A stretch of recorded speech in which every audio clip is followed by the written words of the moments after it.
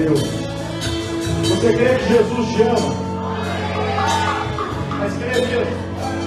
Então repita assim: Jesus, obrigado por todo o seu amor pela minha vida. Obrigado pelo preço pago na cruz. Amém? Você crê que o preço pago foi por você? Então dá uma linda salva de palmas para Jesus. Adore aquele que é digno de toda honra, de toda glória, de toda adoração. Louvado seja o nome de Jesus. Que a paz do Senhor seja convosco. Amém. Amém? Graças a Deus por isso. Nós vamos aqui nessa quinta-feira especial. Hoje é dia 31 de agosto. Último dia do mês. A gente está encerrando o segundo terço do ano. Pastor, por que o senhor está falando isso? Porque talvez você achou que não chegaria até aqui. Mas nós podemos declarar Ebenezer. Até aqui nos ajudou o Senhor. Amém? Até aqui nos ajudou o Senhor. Louvado seja o nome do Senhor.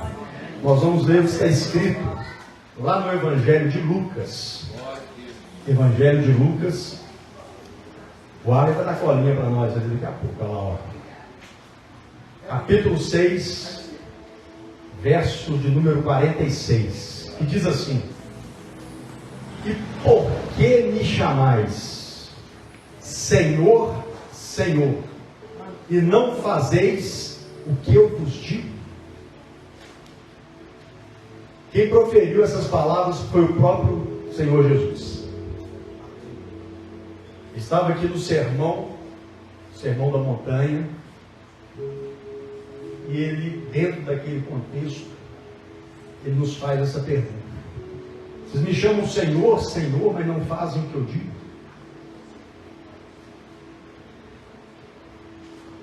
É a oportunidade que Deus está dando para mim e para você, de hoje, a gente ouvir a voz de Deus e viver esse último terço do ano de forma diferente, de forma surpreendente, em nome de Jesus. Você crê que isso pode acontecer com você? Amém? Então feche os seus olhos, por favor. Vamos orar. E abre o seu coração. Senhor, nosso Deus e Pai Todo-Poderoso, é no precioso nome de Jesus que estamos aqui reunidos. Meu Deus, e como já dito, Senhor, muito obrigado. Ebenezer, até aqui nos ajudou o Senhor, Pai. O Senhor nos manteve de pé. O Senhor nos levantou quando caímos. O Senhor nos livrou. O Senhor nos guardou. O Senhor nos sustentou. O Senhor cuidou de nós, Pai. E nesta noite não será diferente, meu Deus. E eu te peço nesta hora que todo tipo de barreira, que todo pensamento, meu Deus, que possa subtrair a atenção dessa pessoa, seja neutralizado agora, Pai, todo mal, toda interferência, que as barreiras caiam por terra nesta hora, que eu diminua e que o Senhor cresça, e que a partir deste instante, meu Deus, a tua palavra vá e produza em cada vida o resultado para o qual estará sendo enviada a partir de agora, em nome de Jesus. E só você que crê que Deus vai falar com você, dá uma linda salva de palmas para o Senhor. Aleluia, adorando aquele que é digno de toda honra, de toda glória e de toda adoração. Amém? Pode se sentar, tome o seu lugar, fique à vontade. A pergunta de Jesus, ela foi absolutamente categórica. Por que vocês me chamam de Senhor, Senhor, mas não fazem o que eu vos digo? Quando a gente olha a história, nós tivemos um momento da humanidade em que havia a figura dos escravos. E os escravos, eles não questionavam. Quando o seu senhor, o seu dono, mandava fazer alguma tarefa, cumprir alguma ordem, nada era questionado, mas executado. Quando a gente pega a hierarquia das Forças Armadas, um soldado, ele não discute com o superior. Ele cumpre ordens. E a palavra de Deus diz que Deus é Senhor. Ele é o Senhor dos exércitos. E que nós somos soldados de Cristo. Se Ele é Senhor, Senhor dos senhores, Rei dos reis, e nós somos soldados dele, isso mostra o tamanho da nossa falta de atenção, muitas vezes, podemos assim colocar, e não observar qual é a vontade do Senhor. Às vezes a gente ora aqui, eu oro muito, eu gosto muito dessa oração, desse verso, onde diz que a vontade do Senhor para nós, ela é boa, ela é agradável e ela é perfeita. Só que no mesmo verso, na parte A do versículo, diz que nós temos que renovar o nosso conhecimento, a nossa mente. Por que a palavra de Deus diz isso? Porque se nós não renovarmos, nós não vamos conseguir andar entendendo e agindo mediante a soberania de Deus nas nossas vidas. Nós vamos sempre achar que o nosso achômetro, que a nossa vontade, ela pode imperar, prevalecer frente à vontade de Deus. E isso não é verdade. Isso não é verdade. Nós estamos fechando aqui, como eu disse, o segundo terço do ano. E a chamada do Senhor de amor para as nossas vidas, nós cantamos aqui agora que o Senhor é bom. E essa bondade de Deus, essa misericórdia de Deus, nos traz aqui essa palavra de reflexão, para que nós hoje possamos ter um divisor de águas na nossa caminhada desse ano. Para que nós possamos entrar o último terço do ano, a partir de amanhã já é o mês de setembro, mas nós andarmos de forma diferente, com a nossa mente renovada, com o nosso conhecimento renovado em Cristo, e vivendo verdadeiramente a vontade de Deus para as nossas vidas. Se eu perguntar aqui de forma individual, muitas pessoas falam: pastor, às vezes eu não entendo o que acontece. Eu creio, eu busco, eu oro, eu pago um preço, mas a promessa de Deus que foi feita a mim, ela não se cumpre. É verdade. Às vezes você está andando ansioso, ansiosa, e Jesus fala assim: por que andeis ansiosos? Não andeis ansiosos por coisa alguma. O próprio Senhor Jesus diz isso: não andeis ansiosos por coisa alguma. Mas a gente fica ansioso, porque é a essência do ser humano. Eu não consigo ser diferente. Nós temos que ter a mente renovada, o conhecimento renovado, porque pelo conhecimento da palavra de Deus, para que nós nos posicionemos frente àquilo que Deus tem para nós vivermos. E é por isso que há um atraso, às vezes, na vida das pessoas, de não viver aquilo que Deus tem preparado para ela. A palavra de Deus diz que nós pedimos e não recebemos porque pedimos mal. Por que nós pedimos mal? Porque nós queremos que a nossa vontade ela seja prevalente nas coisas. Eu tenho tempo para Deus agir. Tem muito tempo que eu estou esperando. Mas a gente não quer se submeter à vontade de Deus. A gente não quer buscar qual é essa vontade de Deus para as nossas vidas. Eu quero viver aquilo que é a minha vontade. Uma vez eu escutei um pastor, eu estava num culto, e ele disse assim: tem gente que está aqui hoje. Foi assustador quando eu escutei, era início da minha caminhada cristã. Ele falou assim: tem gente que está aqui hoje que não tem carro. E Deus não vai te dar um carro. Você vai continuar diante do Senhor nessa expectativa e não vai acontecer. Porque o dia que Deus te der um carro, a sua mente não está renovada no conhecimento da palavra de Deus, e você vai desviar do Senhor. Você vai usar o carro para trair a sua esposa, você vai usar o seu carro para ir para o pagode, você vai usar o carro para fazer tudo o que você quiser fazer, menos vir para a igreja. Então Deus não vai te dar um carro. Por quê? Porque a pessoa está na presença do Senhor, está na igreja, mas não se renova. Não se coloca o que na posição, eu sou um soldado de Cristo. Eu vou fazer aquilo que é a vontade de Deus. Amém. Pastor, o senhor nunca pensou em parar? Não, muitas vezes. Muitas vezes tem hora que dá vontade de sumir. Porque é inerente à natureza humana. Às vezes a gente está à frente de um trabalho, a gente está se esforçando, a gente está pagando um preço. E a perseguição, às vezes, o desconforto vem, é originado daqueles para quem a gente está pagando o preço, que a gente está se esforçando para que mantenham-se na presença do Senhor. E aí nós, como meros humanos, nós temos sentimentos também, dá um sentimento de frustração, fala, eu vou parar. Aí você sobe, você vai ao monte para orar, e quando você está orando, o Senhor fala assim, oi, você não é soldado do ser humano, não, você é meu soldado. Aleluia. Então luta o bom combate. Não acabou seu tempo. E nós temos que buscar lutar o bom combate do Senhor. Que é o que a palavra do Senhor nos ensina. No primeiro livro de Pedro, segundo livro de Pedro, no capítulo 1, eu quero fazer uma leitura.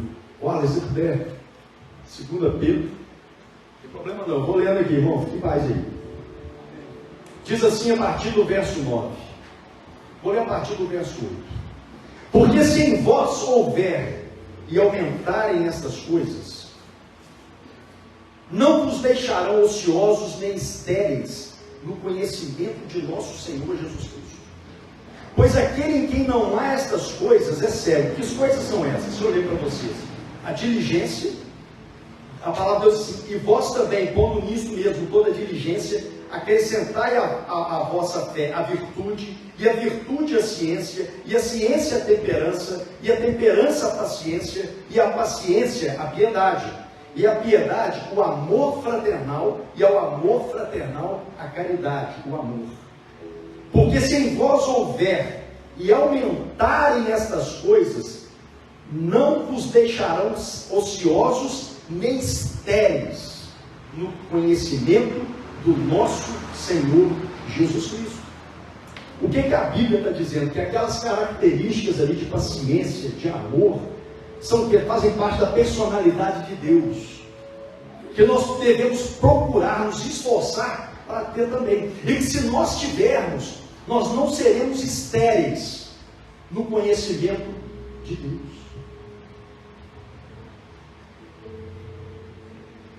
Eu creio que ninguém está aqui para sair daqui estéril no conhecimento de Deus. Nós queremos sair daqui virtuosos no conhecimento de Deus. Amém. Conhecedores e vivendo a palavra de Deus. Olha o que o Senhor diz aqui um pouquinho mais atrás, a partir do verso 3, assim, visto como o seu divino poder nos deu tudo o que diz respeito à vida e piedade, pelo conhecimento daquele que nos chamou por sua glória e virtude, pelas quais, pela glória e virtude, pelas quais ele nos tem dado grandíssimas e preciosas promessas. Aleluia! Louvado seja o nome do Senhor, para que por elas fiqueis participantes da natureza divina. Ô glória! Deus está dizendo que Ele tem preparado algo tão grande que eu e você podemos estar aptos a participar da natureza divina. Como é que eu vou fazer isso, pastor? Meu irmão, fazendo a vontade de Deus, automaticamente nós estamos cheios do Espírito de Deus. Isso é participar da natureza divina. Participar da natureza divina é quando você ora e o milagre acontece, é quando você profetiza e a bênção acontece, é quando você consegue guardar-se de toda ansiedade, é quando você consegue se guardar do mal, da prostituição, da mentira, do engano e viver a palavra de Deus. Pastor, mas é muito difícil, mas a Bíblia ensina que é possível. O Sadraque, o Mesaque e o Abednego tiveram lá a imposição. Ou vocês se prostram diante da nossa estátua de ouro, rapaz, vocês vão morrer. então eu prefiro morrer. Eu prefiro morrer.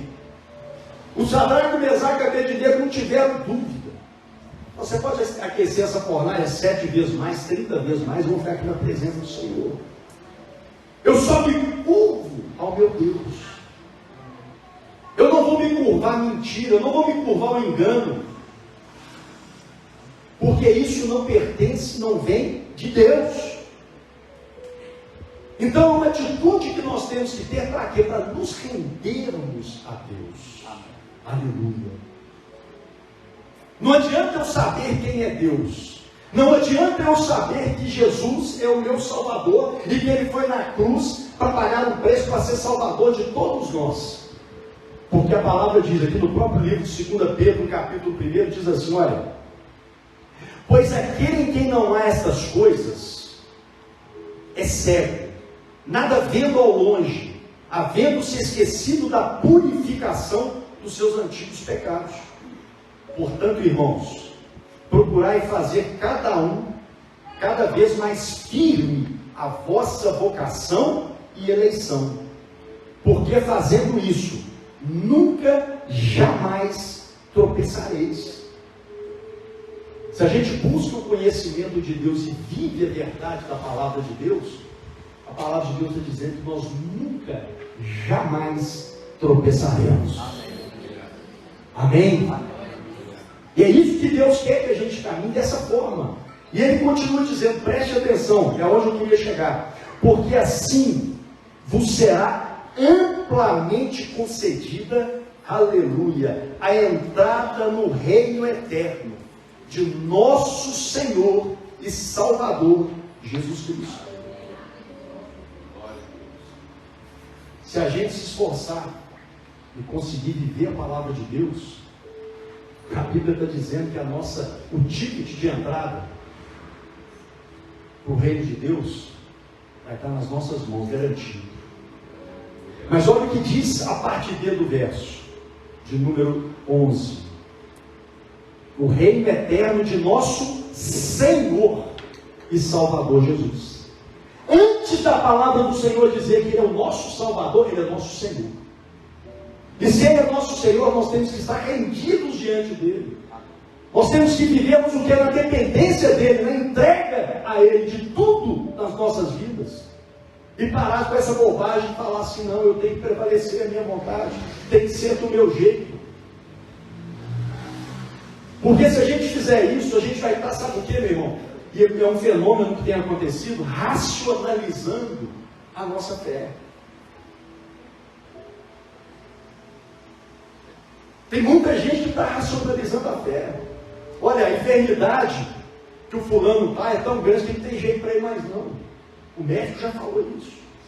O Jonas um dia achou que para Nínive não tinha jeito porque ele racionalizou a fé. Para aquele povo não tem jeito, ele já condenou aquele povo. Quando Deus diz para quê? Para nós andarmos no conhecimento da virtude da palavra dele. E a palavra de Deus diz, no Evangelho de Lucas, capítulo 1, no verso 37, está escrito que todas as coisas são possíveis para Deus. Não há impossível para Deus agir, mas a gente coloca a barreira do impossível para Deus agir, porque nós queremos andar conforme aquilo que a nossa mente, a nossa inteligência, o nosso intelecto, a nossa capacidade quer delimitar. E Deus não age dessa forma. Quando a gente pega as loucuras que aconteceram na palavra de Deus, no Evangelho, as loucuras de fé que aconteceram, é para nos ensinar o quê? A andar no sobrenatural. Eu preguei isso aqui semana passada. Andar no sobrenatural, viver no sobrenatural. E Deus está dizendo que nós podemos andar na natureza divina. Aleluia! A natureza divina, meu irmão, ela não fica susceptível a contrariar a palavra de Deus. Muito pelo contrário, é a viver a palavra de Deus. De forma que eu e você, como diz o apóstolo Paulo lá no livro de Gálatas, aquilo para mim é maravilhoso. E isso, toda vez que eu vou tocar nesse ponto, eu acho mais maravilhoso. Porque o Saulo, Ele foi preparado dentro de uma cultura, se tornou autoridade, se tornou alguém poderoso, perseguidor de cristãos. Mas lá no livro de Gálatas ele fala assim, que ele foi chamado desde o ventre. Aleluia. Ele tinha acabado de ter um encontro no caminho de Damasco com Jesus. A grande luz apareceu para ele. Ele se converte. E aquele camarada que era matador, perseguidor de cristãos, quando eu li a primeira vez, eu falei assim, esse cara é maluco, esse cara não sabe o lugar dele. Porque até ontem ele estava matando cristãos, mas agora ele fala que foi chamado desde o ventre da mãe dele para resplandecer a glória de Deus na face da terra. Isso não é loucura não, é a convicção dele, a convicção que a palavra de Deus permite a ele através do conhecimento do Senhor e da palavra do Senhor. É onde ele quer o que? Viveu o que? A natureza divina. E ele viveu isso porque através dele, que era matador de cristãos, muitas pessoas foram o que? Foram curadas, foram libertas. A Bíblia se constituiu através de vários livros que ele escreveu. O camarada que tinha tudo para dar errado no Evangelho. Eu fico imaginando aquelas pessoas que sabiam que Saulo era aquele sujeito mau. Era aquele sujeito mau, que diante dos olhos dele viu pessoas inocentes morrerem, pessoas serem presas, perseguidas, torturadas. E agora esse camarada bate no peito e fala assim, olha, eu fui chamado desde o ventre da minha mãe. Essa convicção de fé que eu e você precisamos ter. Nós não estamos aqui por acidente. A palavra de Deus diz que nós somos eleitos. Você é eleito de Deus, você é eleita diante de Deus. Nós não somos qualquer um. E nem fomos chamados para viver de forma absoluta, nem de qualquer maneira. É para viver esse Evangelho, nos rendendo ao Senhor. Quando a gente pega lá a história de Jesus, o Judas não se rendeu a Jesus. O Judas se rendeu o quê? A Mamon. Aquelas 30 moedas de prata. Não adiantou ele andar com Jesus, não adiantou ele conversar com Jesus, não adiantou ele ser chamado por Jesus, porque dentro do coração dele, ele não era rendido ao Senhor. E o que Deus quer é que nós nos rendamos a Ele. Lá no Salmos 23, o salmista diz assim, o Senhor é o meu pastor. Antes de mais nada, Ele pode ser meu Salvador, mas antes de ser, Ele é o meu pastor. Por que ele diz isso? Porque o pastor ouve as ovelhas ouvem a voz do seu pastor. Ela ouve o comando do seu pastor. E nós todos sabemos que Davi, a palavra de Deus diz que ele foi um homem segundo o coração de Deus. Se nós também formos segundo o coração de Deus, nós vamos viver as grandes coisas que Deus tem preparado para nós. Nós vamos colher frutos de tudo que Deus preparou para as nossas vidas, para as nossas famílias, porque não é impossível. Pastor, mas meu esposo não está aqui hoje. Fique tranquilo, ele vai vir para Jesus. Minha esposa não está aqui, ela vai vir para Jesus. A sua família vai ser restaurada, seus filhos serão restaurados. Porque não é impossível para Deus agir. Mas nós temos que nos render. Render. Quando eu tomo uma decisão, ou quando você toma, que é o mais importante, a nossa decisão está pautada em quê? Baseada em quê? Na palavra de Deus. Nós não podemos viver um evangelho de historinha, de oportunidades, porque Deus não trabalha assim. É uma construção. É uma construção. E o que Deus tem preparado para nós, eu quero ler com você o que está lá em Filipenses capítulo 2, que diz assim: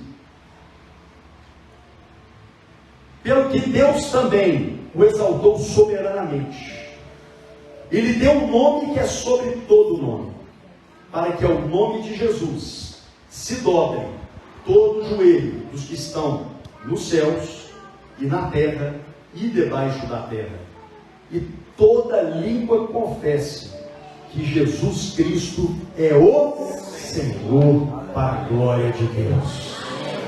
Aleluia! Louvado seja o nome do Senhor. Está escrito que todo joelho se dobre nos céus e na terra e debaixo da terra. E a coisa vai se somando, em cima, aqui e embaixo, ou seja, em todo lugar, porque Ele é Senhor. Repete comigo, Ele é Senhor. Ele é Senhor. Aleluia. Se Ele é Senhor, meu irmão e minha irmã, tem que ser a vontade dEle. Amém. E sabe qual é a vontade dEle para você? Te abençoar. Amém. Um dia um leproso chegou para Jesus e falou assim: Senhor, se quiseres, se o Senhor quiser, pode me curar. Ele falou: sim, eu quero. A vontade dele é essa, é de nos abençoar, é de nos curar, é de nos sarar, é de nos prosperar. Aleluia! É de nos fazer felizes na concepção da palavra. Eu lembro um dia que eu cumprimentei um pastor lá na igreja Paz e Vida, que foi o aniversário dele, pastor Ricardo, professor da teologia, no curso de teologia. E eu lembro que eu passei para ele uma mensagem na mídia social.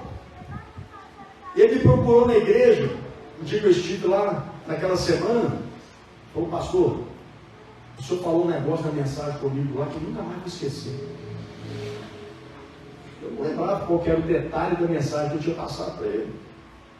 Ele me disse: o senhor escreveu lá, e desejando a prosperidade, a prosperidade de Deus. Ele falou assim: ninguém nunca escreveu assim para mim, e desejo prosperidade, mas no sentido lato da palavra. O senhor foi no certo, o senhor falou assim: a prosperidade de Deus. Porque qual que é a prosperidade de Deus? O Senhor é meu pastor e nada me faltará. Aleluia. Não pode te faltar paz, não pode faltar alegria, não pode faltar suprimento, não pode faltar saúde, não pode faltar amor, não pode faltar nada na sua vida, se o Senhor for realmente o seu Senhor, o seu pastor. Você tem se dobrado, o seu joelho tem se dobrado ante ao Senhor, a vontade dEle, a soberania dEle, a grandeza dEle. Como é que eu vou querer questionar a Deus o tempo dele? Nossa, não aconteceu na minha vida, eu já questionei. Eu já questionei. Quero que eu brigue com Deus. Eu cobro. Eu não estou entendendo não, então o senhor me fala por que está desse jeito a coisa. Eu sou filho. Aleluia. Você é filho. Mas só que a gente tem que entender o mover de Deus para a vida da gente.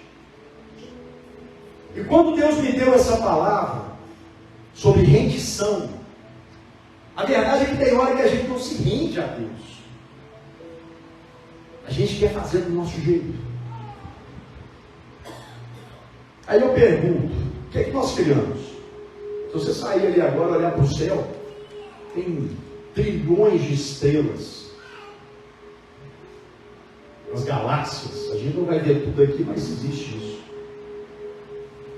A Bíblia diz que Deus criou todas essas estrelas e Ele chama cada uma pelo nome e não se esquece de nenhuma. Olha o tamanho do poder de Deus, da glória de Deus. A Bíblia diz que não cai um fio de cabelo da minha cabeça nem da sua, que não seja da vontade, da ciência do Senhor. E a gente ainda fica aí cheio de onda, achando que a minha vontade tem que prevalecer. A minha vontade, ela tem que vencer. Deixa eu te falar algo.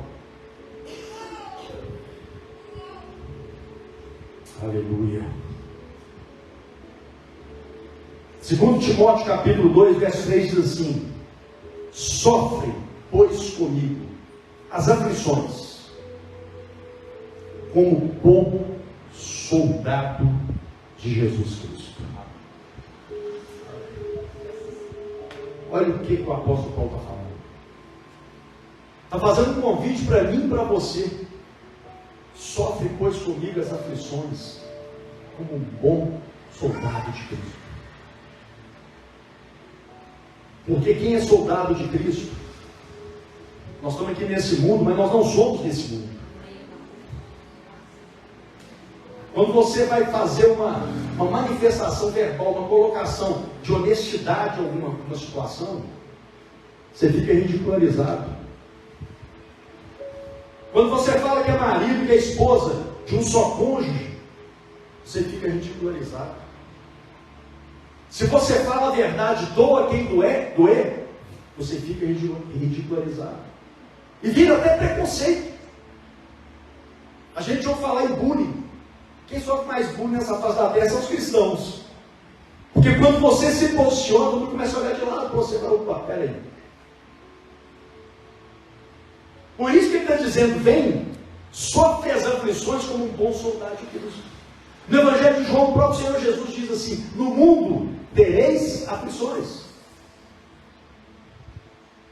Mas na parte dele diz assim, mas tem de bom ânimo. Eu venci o mundo. Eu venci o mundo. O que significa, irmão? O que significa, irmã? Que você também vai vencer. No precioso nome de Jesus. Você vai vencer. Aleluia. Eita glória. Ele sofreu aflição para ensinar para mim e para você. A aflição de Cristo não é para te envergonhar, não é para te entristecer, não é para gerar dor, mas é para te amadurecer, é para te fazer crescer. Isso aqui é a melhor de todas, para te preparar para o seu melhor momento, viu? Para o seu melhor momento.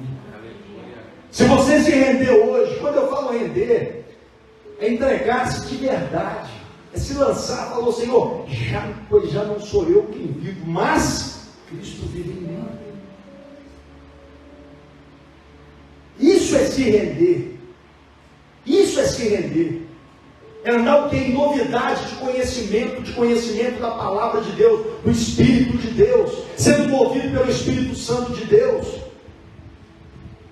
É tendo a primeira palavra nos lábios, uma palavra de verdade, uma palavra de poder, uma palavra de fé, uma palavra de cura. Isso é se render ao Senhor, porque se render ao mundo é fácil. Enquanto eu e você lemos 50 versículos num dia, eu tenho um grupo de WhatsApp que deve chegar a umas 500 mensagens por dia. Um dos grupos. Aí eu leio 50 versículos e sou classificado por tanto de bobagem que eu recebo. Se eu não tiver a mente renovada no Senhor, no conhecimento do Senhor, aquilo acaba me influenciando. Eu costumo dizer que tem o contexto que nós vivemos, tem hora que se a gente parar para pensar friamente, a gente não sai nem de casa. Dá desânimo.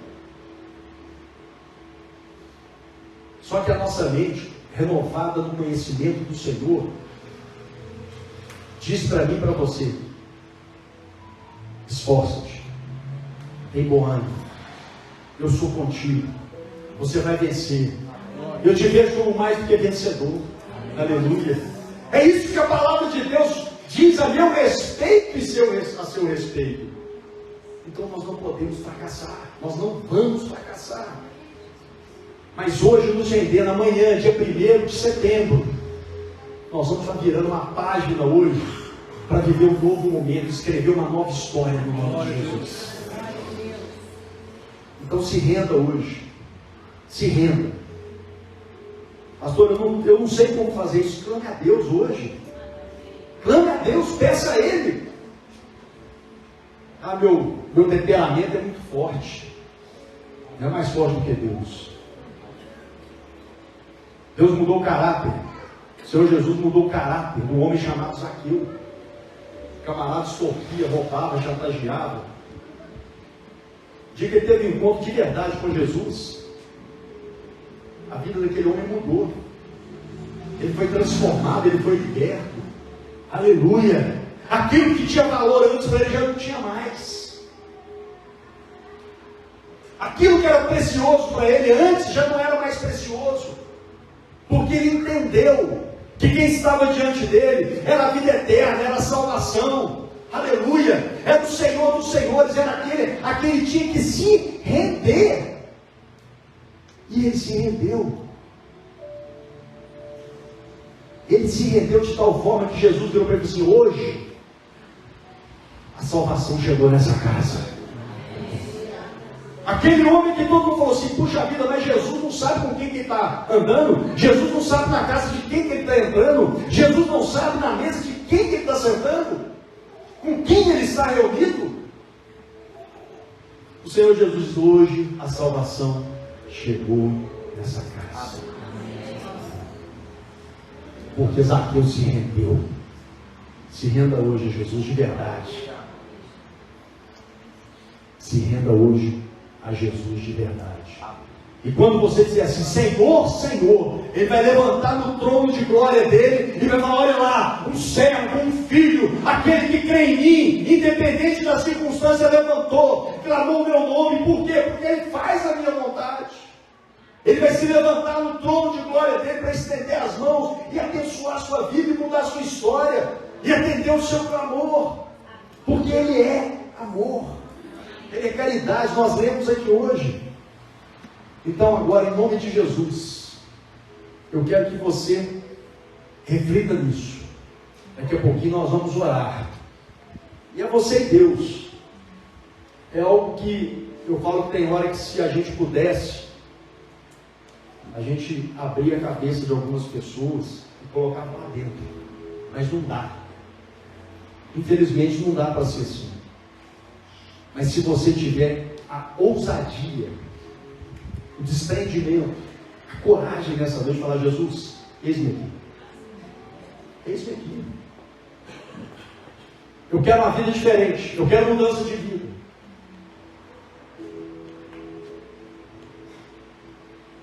O nosso irmão Jacó era um cara enganador. Jacó enganou Esaú, enganou o pai dele, Isaac. Mas o dia que ele se rendeu, aleluia, o dia que ele se rendeu, Deus mudou a história daquele homem. E Deus mudou tanto a história daquele homem, que mudou até o nome dele para Israel. E mudou o nome dele para Israel. E Israel, que é a nação eleita por Deus, é o povo eleito por Deus. Aquilo veio de onde? A origem de um homem embusteiro, enganador, mentiroso, sem vergonha. Mas ele se rendeu, e a vida dele foi transformada. Aleluia! A vida dele e da família dele e dos descendentes dele foram transformadas. Deus vai transformar a sua família também. Amém? Deus vai transformar, vou repetir, a sua família também, a sua casa, o seu trabalho, a sua vida. O seu último terço do ano. Tem gente que vai ficar maluco. Os fofoqueiros de plantão, os invejosos de plantão vão ficar malucos, porque Deus vai transformar de forma tão poderosa a sua vida. E o segredo está aqui hoje, porque você se rendeu ao Senhor. Amém? Louvado seja o nome de Jesus. Daqui a pouquinho